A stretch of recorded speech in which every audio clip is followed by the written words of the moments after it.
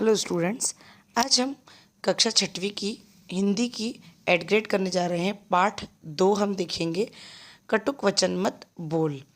सबसे पहले बहुविकल्प प्रश्नों को हम देख लेते हैं। तो अविकारी शब्द है प्रति, है ना, और जीभ कोमल है, दांत कठोर। कथन किसका है? तो ये कन्फ्यूशियस का है, कन्फ्यूशस का है।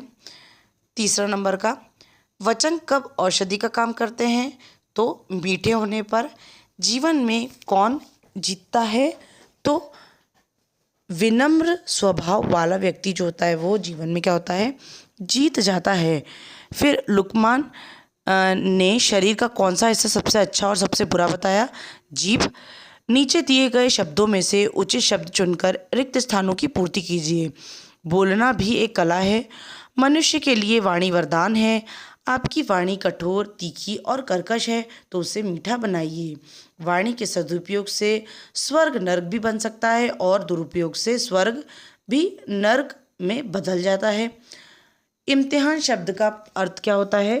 तो इम्तिहान शब्द का अर्थ होता है परीक्षा। ऊपर आपको शब्द दे रखे थे, उसी में से आपको क्या करना है? नीचे की ओर इन्हें भरना है। अब हम अति लघु उत्तरीय प्रश्न देखेंगे। कटु सत्य को प्रिय और मधुर कैसे बनाया जा सकता है?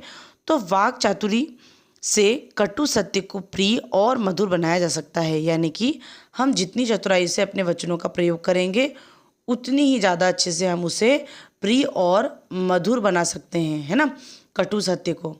अब 12 नंबर का प्रश्न है, मीठी एवं कर्कश वाणी के लिए किन किन पक्षियों का उदाहरण दिया जाता है? तो मीठी वाणी के लिए कोयल और कर्कश वाणी के लिए कौवा। पाठ के आधार पर जिज्ञासु शब्द का अर्थ है। जिज्ञासु शब्द का अर्थ क्या होता है? जानने की इच्छा रखने वाला। महाभारत का युद्ध क्यों हुआ था? महाभारत का युद्ध कटु वचन तथा वाणी के दुरुपयोग के कारण हुआ था। अब हम लघु उत्तरीय प्रश्न देखेंगे। वाक चातुर्थ क्या है? स्पष्ट कीजिए। वाक चातुर्थ अर्थात अपनी वाणी से चतुराई पूर्वक ऐसे वचन बोलना जिससे कड़वा सत्य भी मीठा और प्रिय लगे। बातन हाथी पाइये, बातन हाथी पाँव लोकोक्ति का आशय क्या है? यदि आप अच्छी बात करते हैं तो आप हाथी को भी अपना बना सकते हैं, और यदि आप खराब बात करते हैं तो आपको हाथी का पैर मिलेगा, अर्थात लोगों की मार। दिए गए शब्दों का हिंदी समानार्थी शब्द लिखिए और वाक्य में प्रयोग कीजिए। तो कामयाब का होता है सफलता। रानों को कामयाब बनना है तो पढ़ाई करनी चाहिए। और गुलामी का मतलब होता है दास्ता, यानी कि दास बनना। देश अंग्रेजों की गुलामी से क्या हुआ? आज़ाद। होशियार शब्द का अर्थ क्या हो जाएगा? समानार्थी तो समझदार। वाक्य हो जाएगा, स्कूल में होशियार बच्चा आगे बैठा था।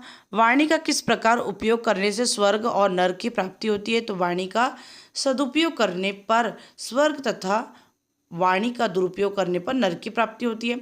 दीर्घ उत्तरीय प्रश्न देख रहे हैं हम। आप जब किसी के मधुर वचन कहते हैं तो क्या लाभ होता है? जब हम किसी से मधुर वचन कहते हैं तो सुनने वाले के मन से क्रोध और घृणा की भावना खत्म हो जाती है। मधुर वचन से समाज में आदरणीय बना जा सकता है। मधुर वचन एक औषधि है जो मनुष्य को तन और मन से स्वस्थ बनाते हैं। मधुर वचन शीतल जल के समान है जो सुनने वाले का पर अमृत धारा जैसा प्रभाव डालते हैं।